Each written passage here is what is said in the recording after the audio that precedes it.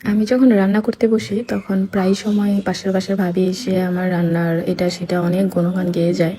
আমি তরিতরকারিতে ঝোল বেশি দেই, মরিচ বেশি দেই, আমার রান্না নাকি ভালো লাগে না দেখতে, খেতে তো আরও ভালো লাগে না।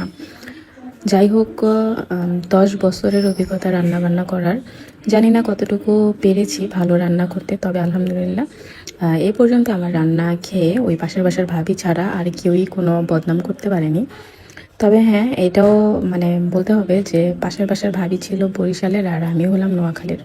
এই কথাটা কেন বললাম সেটাই বলি, যে কারণ এক এক অঞ্চলের মানুষ এক এক রকমের রান্না করে, তাদের এক এক রান্নার স্টাইলটাও এক এক রকম, তাদের মুখের রুচিটাও কিন্তু এক এক রকম। তো বরিশালের স্টাইলের রান্না নোয়াখালীর মানুষের পছন্দ হবে না, নোয়াখালীর স্টাইলের রান্না বরিশালের মানুষের পছন্দ হবে না, এটাই স্বাভাবিক। সো এটা নিয়ে আসলে কথা বলা বা তর্ক করা নিতান্তই বোকামির। তো আমি কখনোই ভাবিকে কোনো উত্তর দিইনি, ইনশাল্লাহ কোনোদিন দিবও না। তবে হ্যাঁ, শুধু ভাবি না, সবার উদ্দেশ্যেই একটা কথা বলবো যে কখনো কারো রান্নার বদনাম করতে হয় না। রান্না যেমনই হোক সবসময় সেটা তৃপ্তি নিয়ে খেতে হয়, এটা আমাদের নবীজি বলে দিয়েছে। তো যাই হোক, আজকে আমি ইলিশ মাছের দো পেঁয়াজও করতেছি, আর আমার ইলিশ মাছটা বরাবরই বেশ পছন্দের।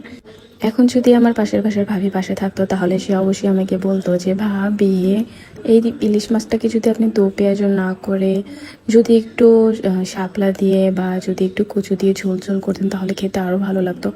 যাই হোক ভাবি, আমি তার উদ্দেশ্যে বলি যে হ্যাঁ, ঝোল ঝোল করলেও ইলিশ মাছটা খেতে অনেক ভালো লাগে, তবে সবাই সবটা পছন্দ করে না। যেমন আমার সব থেকে বেশি ভালো লাগে ইলিশ মাছের দো পেঁয়াজ ওটা। তো ওই যে বললাম না যে এক এক মানুষের রান্নার স্টাইল, মুখের রুচি এক এক রকম, তো আমার মুখের রুচিটা এরকমই। তো যাই হোক, আমার দো পেঁয়াজও করা কিন্তু ফাইনালি শেষ।